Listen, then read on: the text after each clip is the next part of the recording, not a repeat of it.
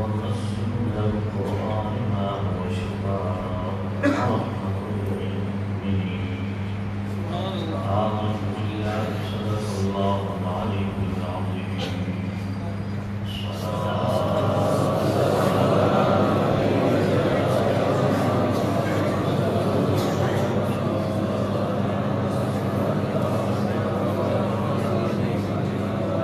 بس پڑھ لیں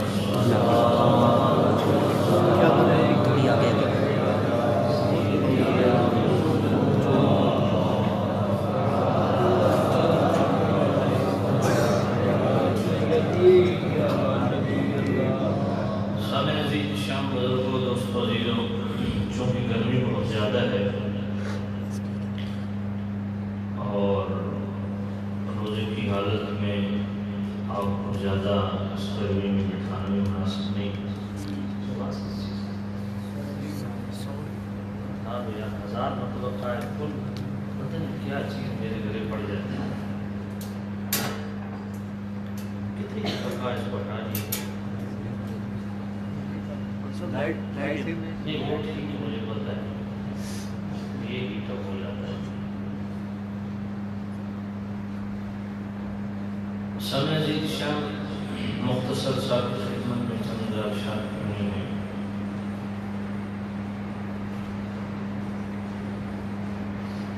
عنوان کی مناسبت سے کیونکہ آج کا عنوان تفسیر القرآن ہے اور ابن ماجہ شریف کی حدیث ہے حضرت مولا علی کرم اللہ تعالی وجہہ الکریم آپ فرماتے ہیں خیر الدواء القرآن میں قرآن بہترین دوا ہے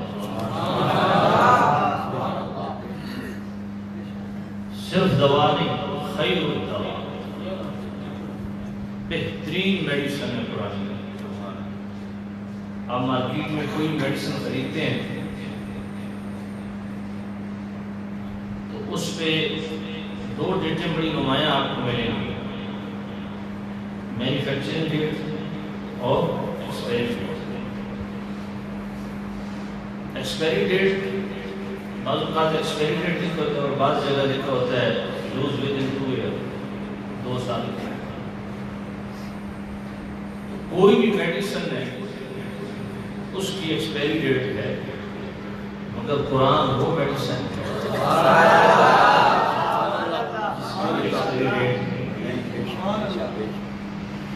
ہر دوا اس کی ایک مقدار ہے لمٹ کتنی لے سکتے کم لوگے فائدہ نہیں زیادہ لوگے نقصان نہیں اور میں یہ وہ میڈیسن ہے جتنی لو اتنی شفا ہے ہر بیماری کے لیے الگ الگ میڈیسن ہے ایسے ہی ہے مگر قرآن مجید وہ میڈیسن ہے جو ہر بیماری کے لیے لے سکتے کسی بھی بیماری کا علاج کرنا چاہیے ابن حبان کی حدیث حضرت عائشہ صدیقہ رضی اللہ تعالی عنہا فرماتی ہیں عالجھا بکتاب اللہ اپنی ہر بیماری کا علاج قرآن سے کرو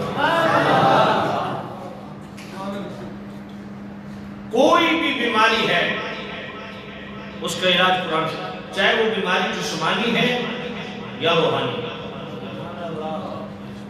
آگے قرآن مجید کی آیات اور احادیث مبارکہ بھی آپ کو پڑھوں گا کہ یہ قرآن مجید ایسی مؤثر دوا ہے جس نے اپنے اثرات صرف مسلمانوں میں نہیں چھوڑے بلکہ کفار پہ بھی اپنے اثرات چھوڑے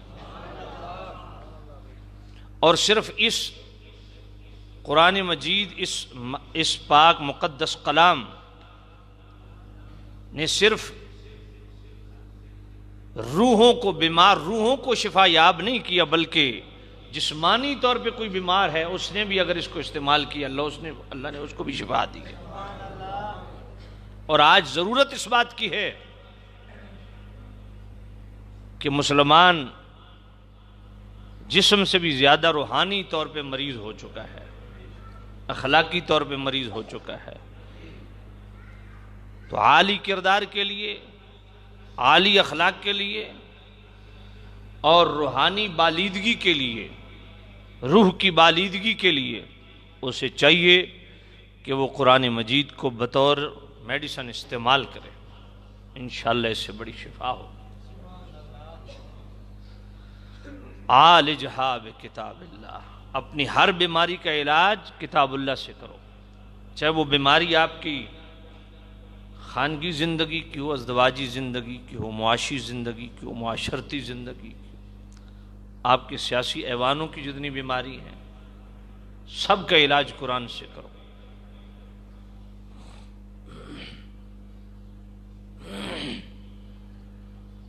بخاری شریف، مسلم شریف، سنن نسائی، سنن ابن ماجہ، ابو داؤد شریف، سب کتب حدیث میں یہ حدیث آپ کو ملے گی۔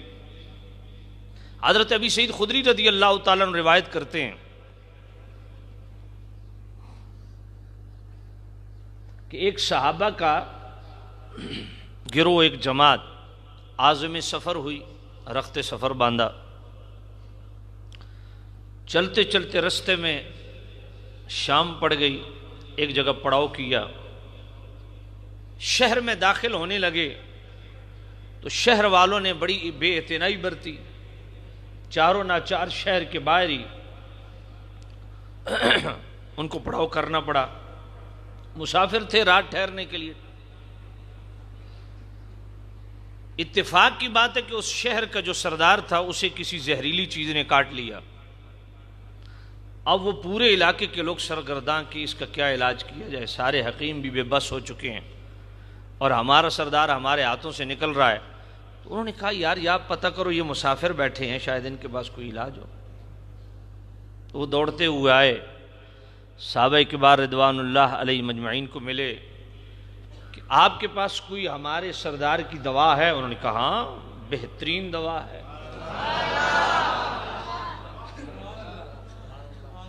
بہترین دوا ہے۔ انہوں نے کہا ٹھیک ہے اس دوا کو استعمال کرو۔ کہا دم میں کرتے ہیں ٹھیک ہو جائے گا۔ انہوں نے کہا جی کریں۔ انہوں نے کہا جی ایسے نہیں، پہلے ساڑھے نال مک کو دے سوکے۔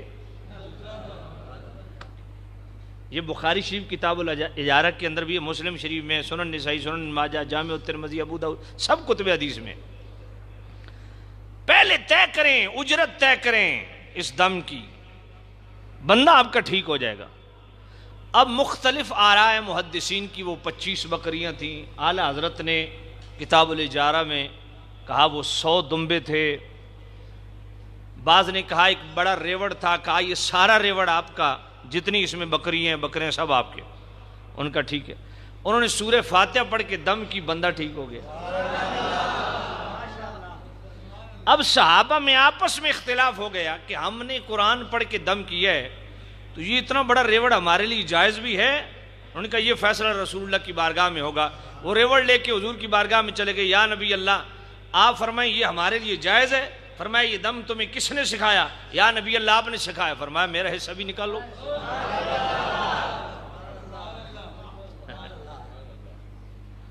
اسی طرح ابو داؤد شریف، اس کے اندر حدیث موجود ہے، حضرت خارجہ بن سلت رضی اللہ تعالیٰ عنہ آپ فرماتے ہیں میرے چچا نیا نیا ایمان لائے، گاؤں میں واپس آئے تو ہمارے ہاں ایک پاگل تھا، ان کو سنگلوں سے ہم نے جکڑا ہوا تھا۔ ہم نے انہیں کہا آپ نیا نیا اسلام لائے ہیں تو آپ کے اسلام میں کوئی منتر، کوئی ایسی چیز ہے کہ جس سے ہمارا پاگل ٹھیک ہو؟ بالکل ہے۔ انہوں نے 3 دم کیے سورہ فاتحہ کے۔ اس پاگل نے خود ہی کہا مجھے کیوں باندھا ہوا ہے، چھوڑو میں ٹھیک ٹھاک ہوں۔ اس سے 2 مسئلے اخذ ہوتے ہیں جو علماء محققین نے فرمائے۔ پہلا مسئلہ تو یہ ہے کہ قرآن مجید وہ مؤثر دوا ہے،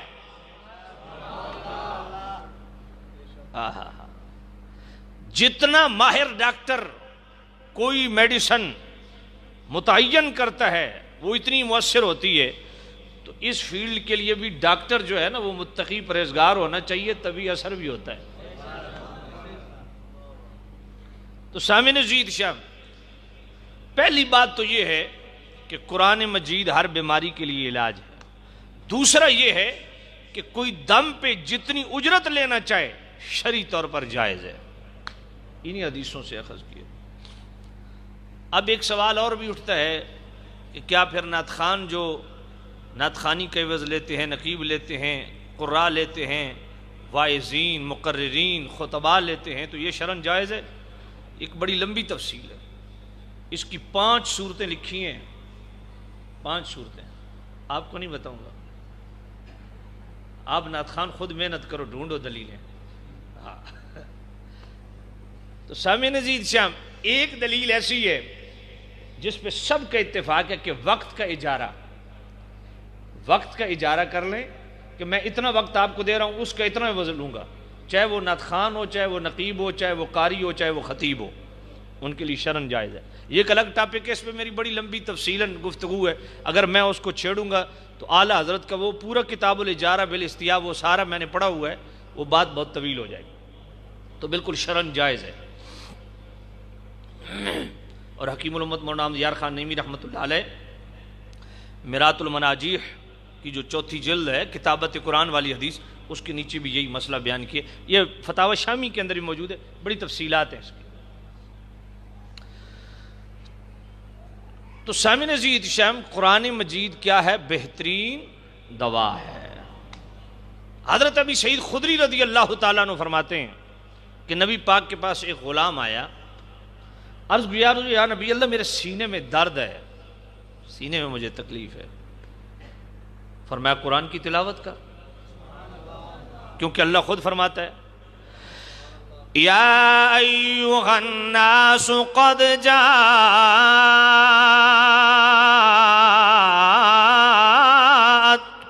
موعظۃ من ربکم وشفاء لما فی الصدور۔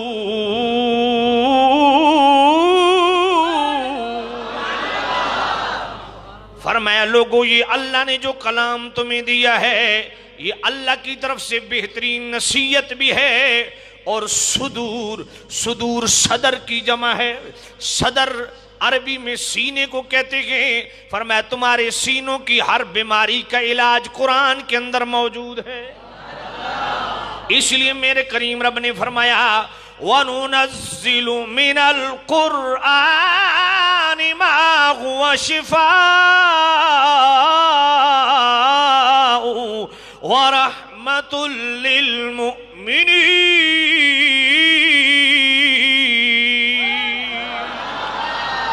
فرمایا لوگوں ہم نے قرآن کے ذریعے سے 2 چیزیں نازل کی ہیں، ایک ہدایت قرآن کے ذریعے سے ہم نے اتاری ہے، دوسری ہم نے شفا قرآن کے ذریعے سے اتاری ہے۔ اس لیے فرمایا قُلْ هُوَ لِلَّذِينَ آمَنُوا هُدًى وَشِفَاءٌ وَرَحْمَةٌ لِّلْمُؤْمِنِينَ۔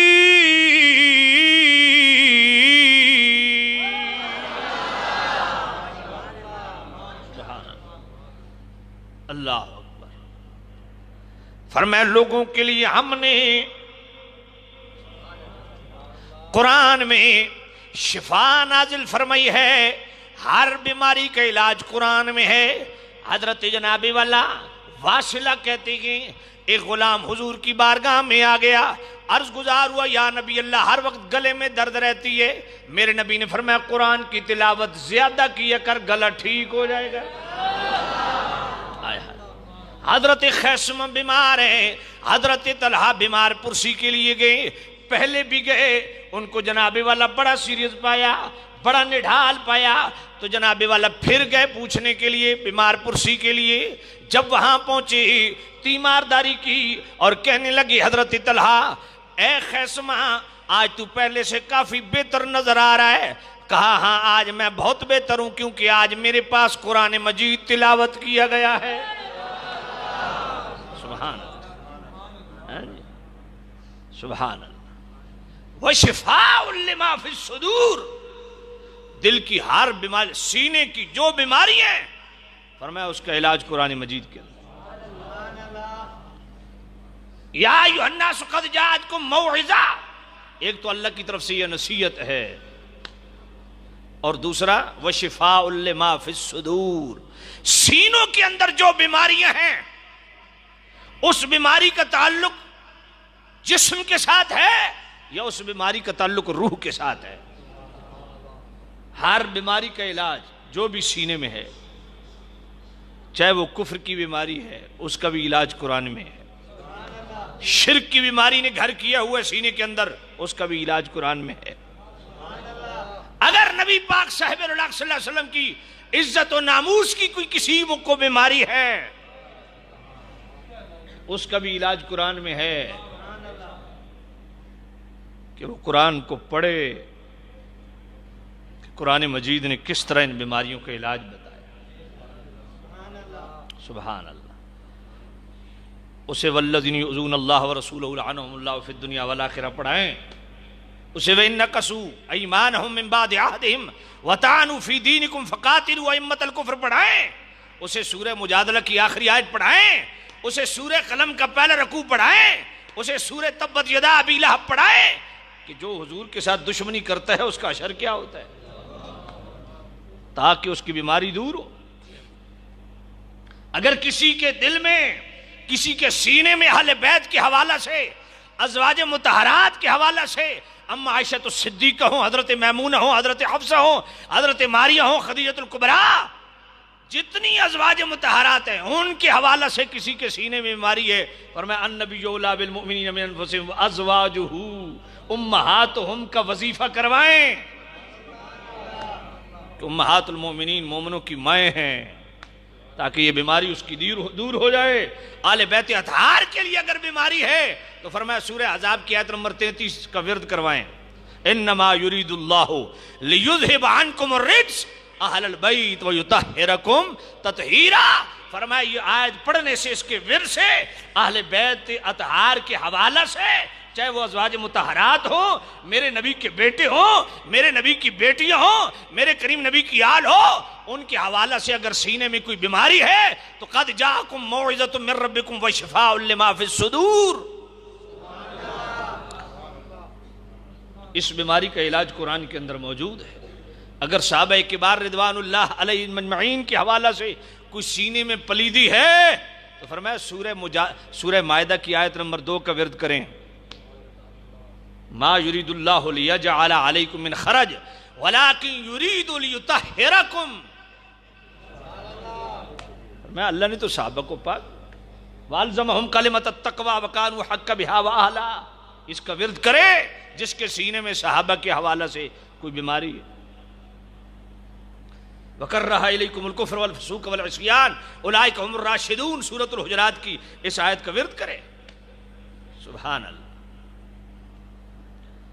هو الذی بعث فی الامیین رسولا منہم یتلو علیہم آیاتہ ویزکیہم.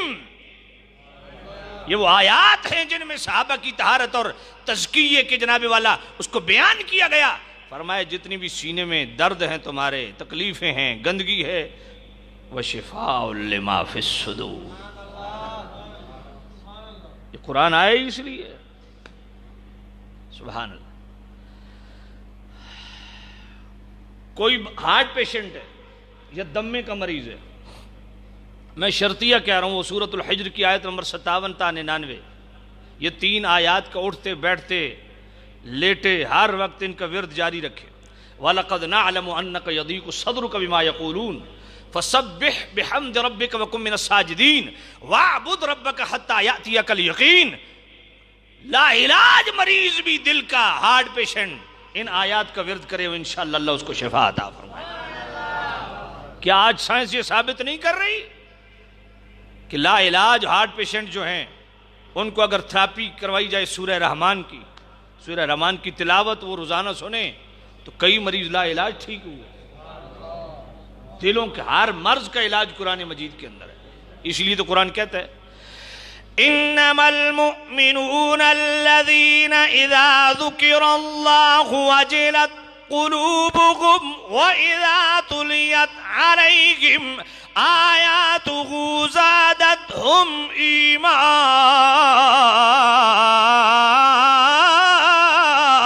ایمانا.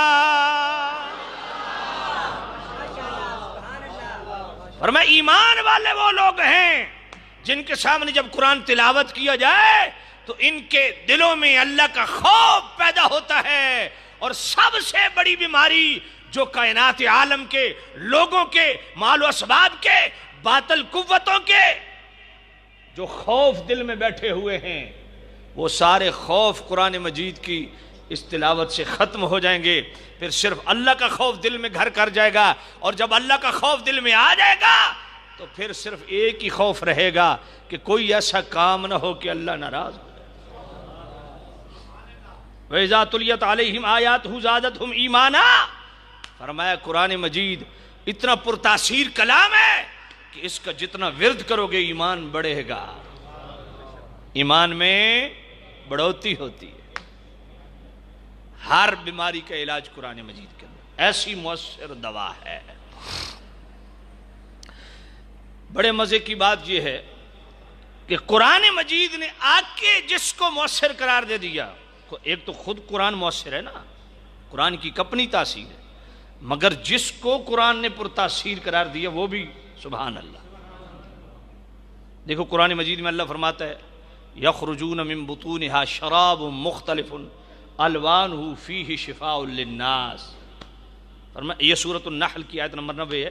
فرمایا لوگو یہ جو مختلف رنگوں کی رطوبتیں شہد کی مکھی کے پیٹوں سے نکلتی ہیں، اس میں ہم نے لوگوں کے لیے شفا رکھی ہے. اس لیے حضور نے فرمایا علیکم بشفائین، فرمایا شفا کے دو مزن ہیں تمہارے لیے، العسل والقرآن، ایک شہد دوسرا قرآن. میں ڈاکٹر خالد کی ایک کتاب پڑھ رہا تھا کہ 1997 میں جو اولمپک گیم ہوئے، ان گیمز میں چائنا کے کھلاڑیوں نے گولڈ میڈل لیے. ان پہ یہ الزام لگا کہ انہوں نے شاید منشیات کا استعمال کیا ہے، اور کھیلوں میں ہارمونز کا استعمال کرنا ایک قانونی طور پہ جرم ہوتا ہے. تو ان کے جب ٹیسٹ کیے گئے تو انہوں نے کہا جی کوئی ایسی چیز تو نہیں نکلی. پھر پوچھا گیا کہ کیا مسئلہ ہے، سارے گولڈ میڈل آپ لے گئے. انہوں نے کہا جی ہم نے رائل جیلی کا استعمال کیا ہے. رائل جیلی شہد کے ایک جوہر ہے، ایک الگ، یہ خود جو ہے شہد میں بھی کئی جو ہے وہ اس کے اندر اللہ پاک نے جوہر رکھے ہیں نا، تو شہد کے اندر ایک جوہر ہے جس کو رائل جیلی سے تعبیر کرتے ہیں. اور جرمن کے جو ڈاکٹر انہوں نے اس کو الگ کیا، سائنسدانوں نے کہا یہ بڑی وہ کمال کی دوا ہے، اس سے اتنی قوت مدافعت بڑھ جاتی ہے، دنیا کی کوئی ایسی جناب والا پاورفل ایسی دوائی نہیں ہے، کوئی ایسی میڈیسن نہیں ہے جو اتنے بندے کو جناب والا ایکٹیو کرتی ہے، مگر یہ رائل جیلی کمال کی چیز ہے. بخاری شریف میں حدیث بھی ہے نا، ایک غلام حضور کی بارگاہ میں آ گیا، عرض کہ یا نبی اللہ میرے بھائی کو موشن لگے، فرمایا اس کی اصلاح جاؤ اسے شہد پلا. پھر آ گیا یا نبی اللہ موشن زیادہ ہو گئے، فرمایا اس کی اصلاح جاؤ اسے شہد پلا. تیسری مرتبہ پھر آ گئے یا نبی اللہ اب تو مرنے کے قریب ہو گیا، حضور نے فرمایا صدق اللہ وکذب بطن اخیک، اس کی اصلاح، میرے رب کا فرمان سچا ہے، تیرے بھائی کا پیٹ جھوٹا ہے، میں کہہ رہا ہوں جا کے اسے شہد پلا. کیا کمال کا ڈاکٹر ہے میرا محبوب نبی بھی، نہ کوئی تشخیص کی، نہ کوئی ٹیسٹ لکھے، نہ کوئی چیک کیا مریض کو، بغیر دیکھے استعمال کر.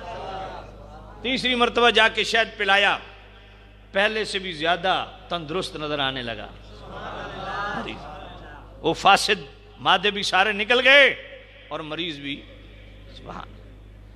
تو قرآن مجید نے، اسی جرمن کے ڈاکٹروں نے یہ جو شہد کے چھتے کے اندر ایک جالا ہوتا ہے نا، اس کو پروپلس کا نام دیتے ہیں، کہا کن پیڑے، خسرہ کی بیماری، یہ گندے دانے جو سفید نکلتے ہیں، یہ جو ہڈیوں میں جو گیپ بڑھ جاتا ہے، ان کو فل کرنے کے لیے فرمایا اس سے بہترین کوئی دوا ہے ہی نہیں. اب ان سارے جوہروں کا تعلق کس سے ہے؟ شہد سے. تو قرآن مجید نے شہد کو بھی شفا قرار دیا.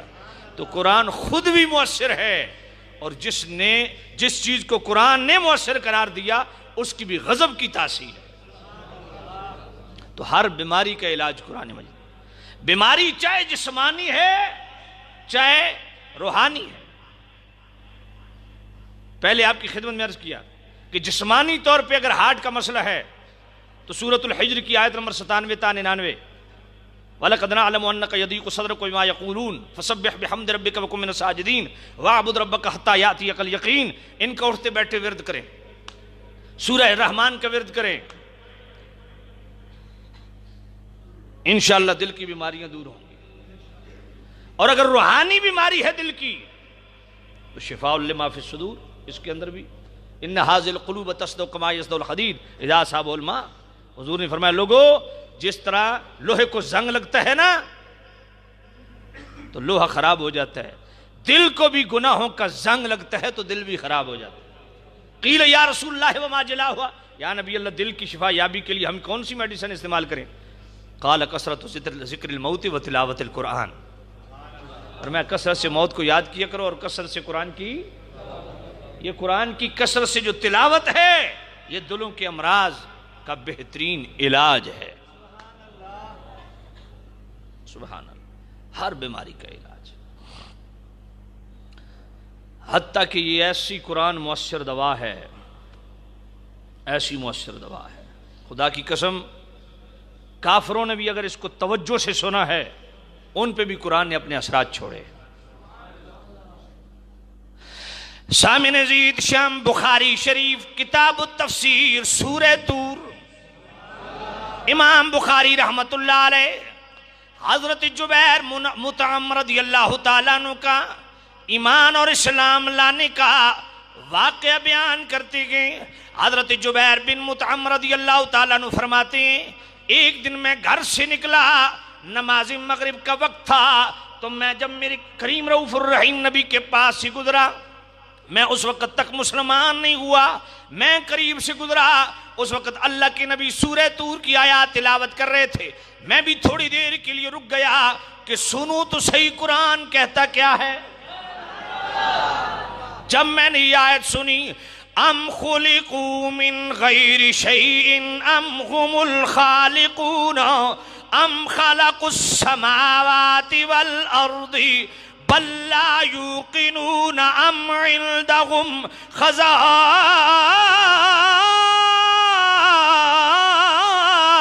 رحمت ربک ام هم المسیطرون.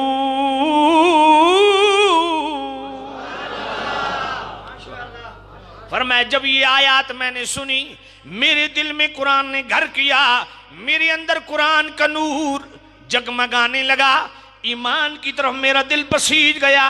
اب میں اس انتظار میں تڑپ رہا ہوں کہ کب اللہ کے نبی سلام پھریں اور میں ایمان لاؤں. ہائے ہائے سبحان.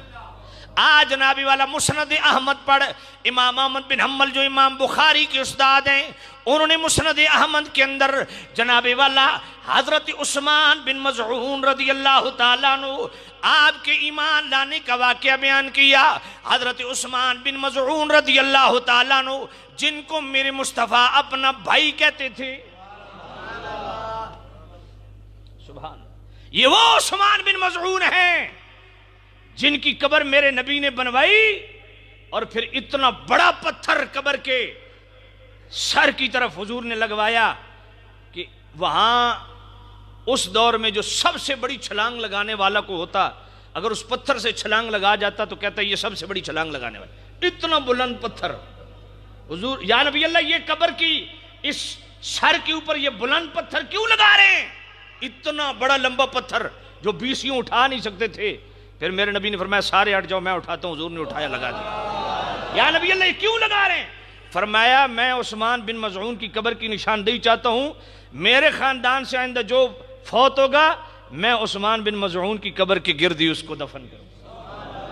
یہ وہ عثمان بن مظعون رضی اللہ تعالیٰ عنہ ہیں.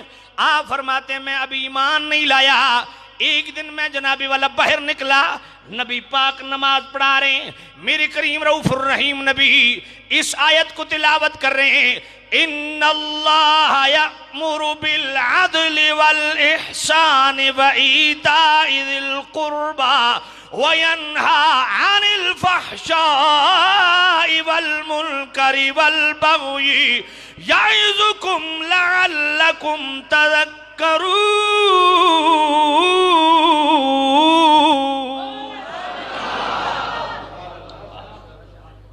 فرمایا اللہ پاک نے احسان کا، ان اللہ یأمرکم بالعدل والاحسان، فرمایا اللہ عدل اور احسان کا حکم دیتا ہے اور قرابت داروں کے ساتھ حسن سلوک کا حکم دیتا ہے، اور اللہ بے حیائی اور برائی اور ظلم سے روکتا ہے، اور اللہ تمہیں اس لیے نصیحت کرتا ہے کہ شاید تم سمجھ جاؤ، تمہیں عقل آ جائے، تم اسلام کی طرف ڈھل جاؤ۔ حضرت عثمان بن مظعون فرماتے ہیں جو ہی میں نے آیت سنی میں پھڑ پھڑانے لگا، زمین پہ گرا، اب انتظار میں ہوں۔ فرمایا فَذَلِكَ حِينَ اسْتَقَرَّ الْإِيمَانُ فِي قَلْبِي وَأَحْبَبْتُ مُحَمَّدًا، فرمایا یہ وہ موقع تھا جو ہی میں نے نبی پاک کی زبان سے یہ قرآن سنا تو اسلام میرے اندر گھر کر گیا اور آقا کریم سے مجھے بے پناہ محبت ہو گئی۔ تو اس سے یہ پتہ چلتا ہے کہ قرآن وہ پرتاثیر کلام ہے، وہ مؤثر دوا ہے جس کے سننے سے اسلام کی طرف دل ڈھلتا ہے اور آقا کریم صلی اللہ علیہ وسلم کی محبت پیدا ہوتی ہے۔ تلاوت قرآن ہے ہی وہی جو کرنے سے اسلام کی بھی محبت پیدا ہو، شارع اسلام کی محبت بھی پیدا ہو۔ سبحان، قرآن وہ مؤثر دوا ہے۔ آج جناب والا حضرت عمر رضی اللہ تعالیٰ عنہ، کفار کی کیبنٹ بیٹھی، فیصلہ ہوا کہ یار روز کے یہ تماشے ختم کرو، نبیوں کی مسلمان کا اختتام کر دو، انہیں نعوذ باللہ من ذالک العیاذ باللہ قتل کر دو، معاملہ ہی ختم ہو جائے گا۔ کہا تم میں کون ہے جو محمد کو قتل کرے؟ حضرت عمر تلوار نیام سے باہر نکالی، کہا میں قتل کروں گا۔ اب جناب رات کو یہ جناب والا ہو گیا، یہ جناب والا میٹنگ ہو گئی، ادھر ان کی میٹنگ ہے، کل محمد الرسول اللہ کا اختتام کون کرے گا؟ ادھر میرا نبی اللہ کی بارگاہ میں دعا کر رہا ہے، اللہم اعز الاسلام بعمر بن الخطاب۔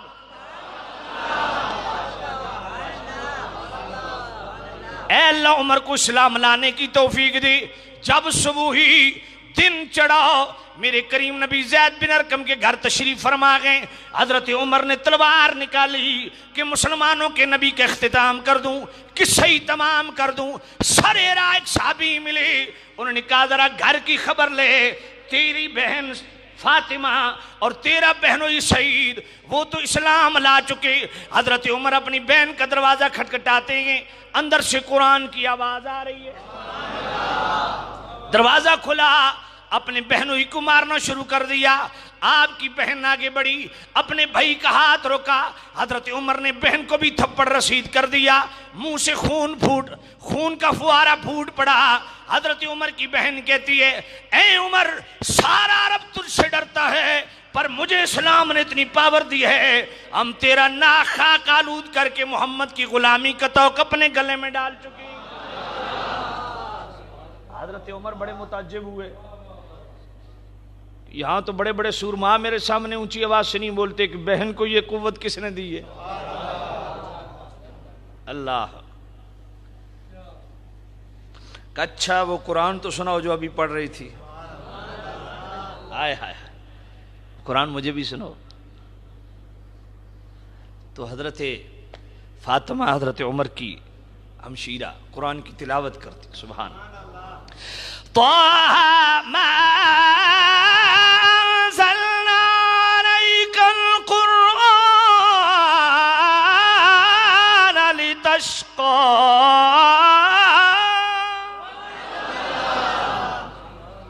جو ہی آیت تلاوت کی حضرت عمر بیٹھ کے رونے لگے۔ کہا بہن مجھے لے جا دربار رسالت میں، اس بہن کو سلام ہے جو اپنے بھائی کو دربار رسالت تک لے گئی ہے۔ بہنیں اللہ دے تو ایسی ہی دے، سبحان سبحان اللہ اللہ۔ اس لیے بہنوں کے لیے بھی پیغام ہے، ہر خوشی کے موقع پہ بہنیں اپنے بھائیوں کو قسم قسم کے رواج بتاتی، یہ بھی کرنا ہے، یہ بھی کرنا ہے، یہ بھی کرنا ہے، یہ بھی کرنا ہے۔ وہ بہن کتنی خوش نصیب ہے جو ہر موقع پہ اپنے بھائیوں کو عشق رسول سکھائے، محبت رسول سکھائے، دربار رسالت دکھائے۔ سبحان اللہ۔ تو حضرت عمر بہن ہاتھ پکڑ کے لے گئی میرے کریم نبی کے پاس، جو ہی سامنے گئے نا میرے نبی نے یوں بازو پکڑا، فرمایا عمر الم یأن للذین آمنوا ان تخشع قلوبهم لذکر اللہ، ابھی وہ وقت نہیں آیا کہ تیرا دل اللہ کی طرف جھک جائے؟ اللہ، ایک آیت نے حضرت عمر کی، ادھر حضور کی دعا ہے، ادھر تلاوت قرآن ہے، تو معلوم ہوا دل کی دنیا بدلتی ہے، تلاوت قرآن بھی ہو، دعائے مصطفیٰ بھی ہو۔ دل کی دنیا اس وقت بدلتی ہے، دل میں ایمان اس وقت گھر کرتا ہے جب قرآن کا فیضان بھی ہو، فیضان مصطفیٰ بھی ہو۔ سبحان اللہ۔ حضرت مالک بن عیاض رضی اللہ تعالیٰ عنہ کہتے ہیں کہ جب میں نے یہ آیت سنی نا الم یأن للذین آمنوا ان تخشع قلوبهم لذکر اللہ، تو میں زمین پہ گر پڑا، اتنا قرآن کا مجھ پہ اثر ہوا۔ حضرت عمر رضی اللہ تعالیٰ عنہ سواری پہ سوار ہیں، سرے راہ جاتے ہوئے ایک گھر سے ایک بندہ بلند آواز سے قرآن کی تلاوت کر رہا ہے، اور اس نے یہ آیت تلاوت کی ان عذاب ربک لواقع ما لہ من دافع۔ تو حضرت عمر پہ اتنا اثر ہوا کہ آپ زمین پہ گرے، 3 دن تک بے ہوش رہے یہ آیت سن کے۔ حضرت ابو ذر فرماتے ہیں، مسلم شریف کی حدیث ہے کہ میرے بھائی حضرت انیس، ان کو پتہ چلا کہ مسلمانوں میں عرب کے اندر، عرب سوسائٹی کے اندر ایک محمد نامی شخص ہے جس نے نبی ہونے کا دعویٰ کیا، ذرا چیک کرتے ہیں۔ اب بڑے قادر الکلام تھے، چلے گئے، جب وہاں پہنچے کہتے ہیں پہلے دن میں نے قرآن سنا، دوسرے دن سنا، ایسا کوئی کیفیت دل کی بنی، 30 دن تک میں رہا مکہ شریف اور نبی پاک کا کلام سنتا رہا، اس کلام کا اتنا مجھ پہ اثر ہوا کہ 30 دن تک مجھے بھوک نہیں لگی، میں آب زمزم ہی پیتا رہا۔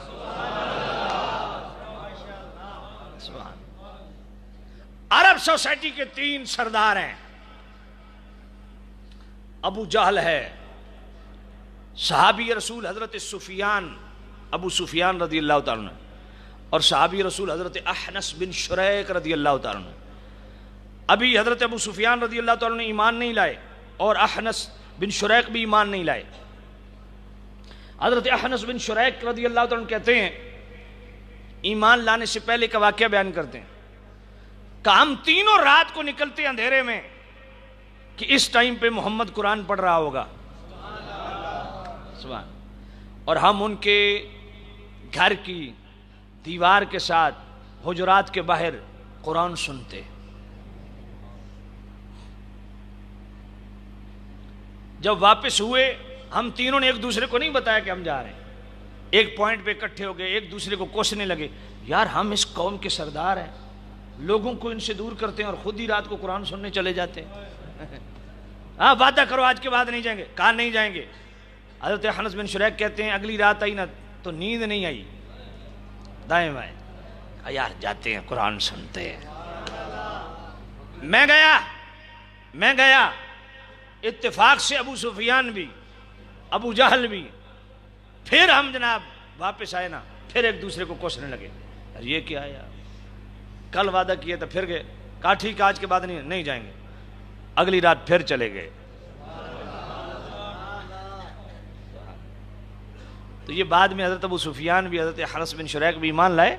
تو مطلب یہ ہے قرآن مجید چونکہ ان کی مادری زبان ہی عربی تھی، اتنی سمجھ تو تھی، اور پھر زبان رسالت سے جب کلام پڑھا جا رہا، حضور آقا کریم نماز پڑھا رہے ہیں، سورہ نجم پڑھ رہے ہیں، پیچھے کافروں نے اتنا لطف آیا نا ان کو، انہوں نے بھی صفیں بنا لی، اور اتنے قرآن مجید کا ایسا اثر ہوا، ابھی ایمان نہیں لائے، پیچھے صفیں بنائے کھڑے ہیں، قرآن سن رہے ہیں، حضور نے جو ہی سجدہ کیا سارے مشرک سجدے میں ہیں۔ یہ قرآن کے اثرات ہیں، ایسا تاثیر ہے قرآن مجید کے اندر۔ بڑے بڑے واقعات. حضرت اکرمہ رضی اللہ تعالیٰ عنہ قرآن پڑھتے ہیں بے ہوش ہو جاتے, کہا ھذا کلام ربی, واقعی یہ اللہ کا کلام ہے, کسی بشر کا کلام نہیں ہے. سبحان اللہ. طفیل بن عمرو الدوسی اپنے قبیلے کے سردار ہیں اور قادر الکلام شاعر ہیں, فی البدی گھنٹوں بولنے والے ہیں. جب یہ اسلام کی دعوت عام ہونے لگی, اسلام کا فیضان گرد و نواح میں پھیلنے لگا, مکہ کے اطراف و اکناف میں بھی اسلام نے اپنا نور بکھیرنا شروع کیا. اب خوف زدہ ہوئے مشرکین مکہ کہ کسی طریقے یہ کوشش کرو کہ چلو مکہ کے اندر جو معاملہ ہوا ہے, اسلام کو مکہ کی باؤنڈری سے باہر نہ جانے دیں, روکیں, تدبیر کریں. انہوں نے کہا تدبیر ایک ہی ہے کہ جو باہر سے مکہ سے آتے ہیں کوئی تیکھے زبان والے چرب زبان بٹھا دیے جائیں, وہ ان کے کان اچھی طرح بھریں کہ ایک جادوگر آیا ہے, یہ کرتا ہے وہ کرتا ہے, تاکہ کوئی قریب نہ آئے. انہوں نے کہا ٹھیک ہے. تو حج کے موقع پہ یہ مشرکین آتے تھے اپنی جاہلانہ انداز میں, یہ بھی بیت اللہ کے طواف کرتے تھے. انہیں پتہ چلا طفیل بن عمرو الدوسی جو اپنے علاقے کا سردار ہے وہ تو بڑا غضب کا خود شاعر ہے, اس کو قابو کریں. تو جو سب سے بڑا چلترا قسم کا تھا نا, چرب زبان, اس کو کہا تو نے عمر بن الدوسی کو اتنا جناب والا پمپ کرنا ہے نا کہ وہ کسی صورت بھی محمد کا چہرہ نہ دیکھے, ان کا کلام نہ سن سکے. اس نے کہا ٹھیک, کوئی مسئلہ نہیں. جب عمر بن الدوسی آئے پہلے تو خوشامد کی, بڑا آپ سردار, آپ یہ, آپ وہ, آپ یہ وہ کرتا رہا. آخر میں کہا بڑی بد نصیبی ہے, ہمارے عرب میں ایک بچہ پیدا ہوا ہے, ہمارے ہاں سے ہی پیدا ہوا ہے, قریش کے خاندان سے, محمد نام ہے, بس جس کو دیکھتا ہے مسلمان کر لیتا ہے, اپنے ساتھ ایسا جادوگر ہے پتہ نہیں کیا کرتا ہے. اس نے کہا ٹھیک ہے, میں اس کا چہرہ ہی نہیں دیکھوں گا. حضرت طفیل بن عمرو الدوسی کہتے ہیں جب میں طواف کر رہا تھا نا, اس وقت حضور نماز پڑھ رہے تھے بیت اللہ کے. میں نے کہا یار میں کوئی جاہل تھوڑا ہوں, اتنا قادر الکلام شاعر ہوں, فی البدی بولنے والوں, میں کوئی جاہل ہوں, میں کوئی بدو سنتا ہوں کیا واقعی کیا کہتے ہیں. کہا جو ہی حضور کا کلام سنا مجھے طواف بھول گیا, حالانکہ کانوں میں روئیاں ٹھوسی ہوئی تھی میں نے کہ آواز نہ سنائی دے. ایسے دل یار سنوں تو صحیح, میں کوئی جاہل ہوں, سنوں تو صحیح کیا کہتے ہیں. حضور ہی نکالی, سنا قرآن مجید, بیٹھ گئے. جو حضور نے سلام پھیرا, یا نبی اللہ مجھے کلمہ پڑھائیے. جب واپس جانے لگے, یا نبی اللہ اپنی بارگاہ سے کوئی نشانی دے جی, قبیلے والے پوچھیں گے. تو حضور نے دعا کی, اللہ نے ان کی پیشانی کو اتنا روشن کر دیا کہ وہ نور ان کی پیشانی میں جگبگانے لگا. قصیدہ طیہ میں اسی طرف اشارہ کیا امام سبکی نے, وفی جبہۃ الدوسی ثم بصوتہ جعل الضیاء مثل شمس منیرۃ. جب وہ پہاڑوں میں گئے تو وہ ان کا جب ماتھا روشن ہوا نا, پورے پہاڑوں میں روشنی پھوٹنے لگی. انہوں نے پھر عرض کی مالک اگر مہربانی کر اس روشنی کو میرے کوڑے میں بھیج دے تو میرے لیے آسانی لگی. وہ پیشانی سے پھر نور کوڑے میں آ گیا. دوستو بات یہ ہے, قرآن مجید وہ مؤثر دوا ہے, اس کو پڑھو, اس سے انشاءاللہ جسمانی بیماریاں بھی دور ہوں گی, روحانی بیماریوں کا علاج بھی اللہ نے قرآن مجید کے اندر رکھا ہے. میں نے پہلے کہا گرمی بہت زیادہ ہے, روزے کی حالت میں آپ آتے ہیں, آپ کا زیادہ وقت نہیں لیتا, میں اسی پہ اکتفا کرتا ہوں. باتیں اور بہت ساری ہیں لیکن چونکہ گرمی ہے اور آپ روزے کی حالت میں بھی ہیں, اللہ تعالیٰ آپ کو قدم قدم پہ کروڑوں برکتیں نصیب فرمائے. وآخر دعوانا ان الحمدللہ.